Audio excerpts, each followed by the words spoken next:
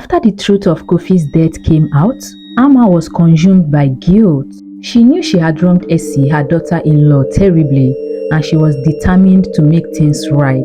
Amma sought out Essie, now living far away in a small, quiet city.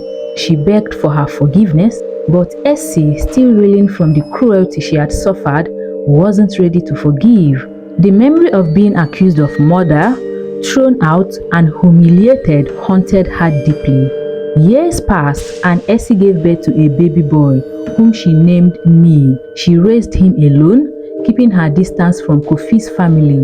The boy was the spitting image of his father, and as he grew, he became curious about his roots. He would often ask his mother about his father and his father's family, but each time Essie dodged the question, unable to bring herself to talk about the pain she had endured.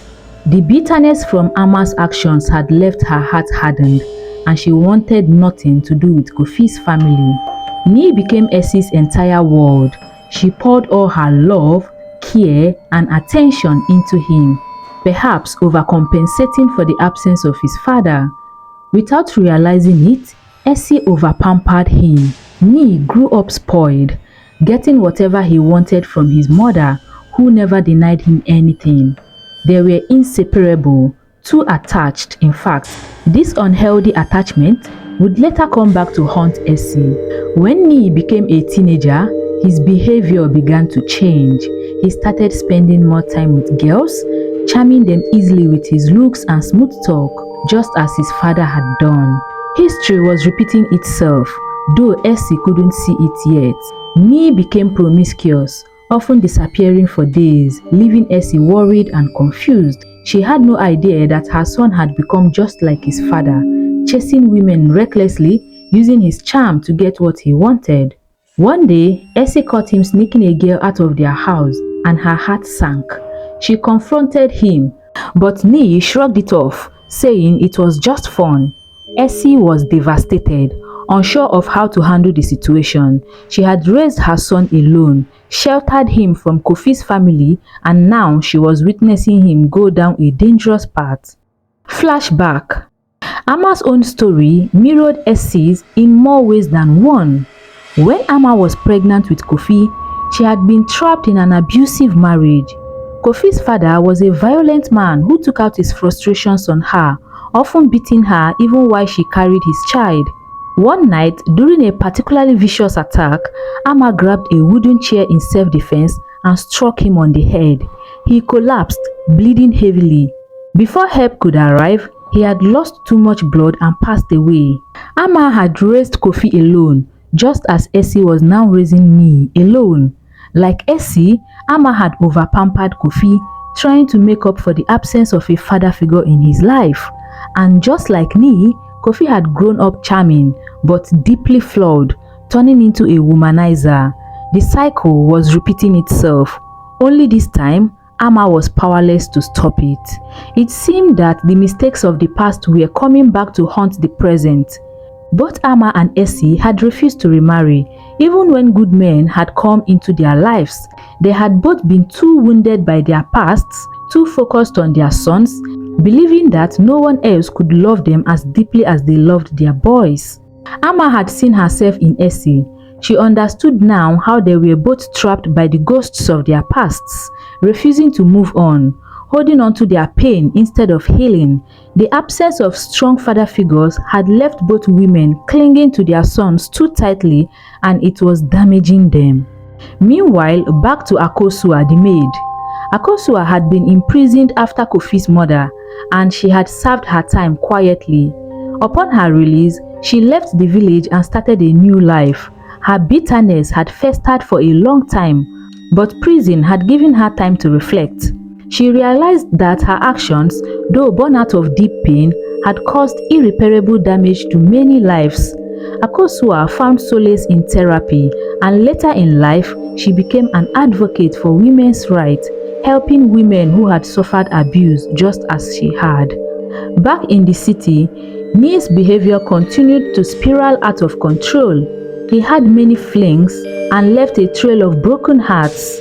Essie's warnings fell on deaf ears, and she was heartbroken. She finally realized that she had been too lenient with him and it was too late.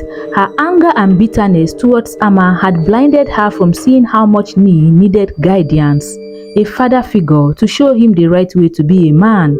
One day, when Nee got into serious trouble with the law after being caught in a scandal involving a wealthy man's daughter, Essie was forced to confront the truth.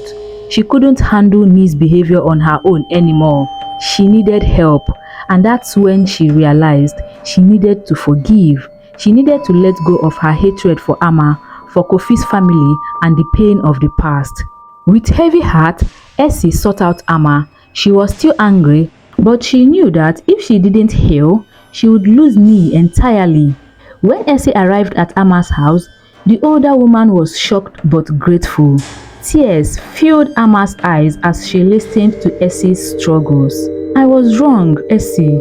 I've been wrong about many things, but we can't let these boys suffer for our sakes or our mistakes. We need to let go of this pain," Amma said.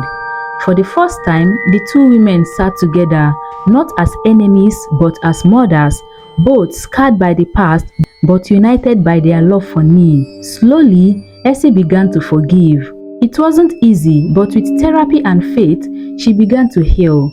Amma too sought therapy, finally releasing the guilt she had carried for decades over Kofi's death and the abusive relationship she had endured. And as the years passed, something beautiful began to bloom from the ashes of their shared pain. A deep bond between the two women. They became a family again, not bound by blood, but by the love for Nee and the desire to break the cycle of pain. Nee, seeing the change in his mother and grandmother, began to change as well. With the guidance of a mentor, an older man in the city who became the father figure he had never had, Nee slowly let go of his reckless ways. He learned the importance of respecting women, of responsibility, and most importantly, of forgiveness. In the end, the story wasn't just about death and pain, but about healing, forgiveness, and the importance of letting go. Both Amma and Essie had learned that holding on to bitterness only hurts those who carry it, and that healing often requires help from others, from God, and sometimes from the very people we think we can't forgive. They had also learned that no matter how much love a mother has for her son, a child needs more than just a mother.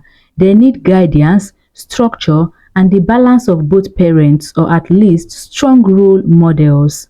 And so, after years of holding on to pain, these two women finally found peace. They learned that forgiveness is not just for the person who wronged you, but for yourself. That healing requires courage, therapy, and faith in God. And most importantly, they learned that no matter what life throws at you, it's never too late to break the cycle of pain. It's never too late to love again, and it's never too late to build a better future for those who come after you. Thank you for enjoying our story. We would appreciate if you give the video a like and if you subscribe to the channel for more interesting and amazing stories we'll be bringing your way.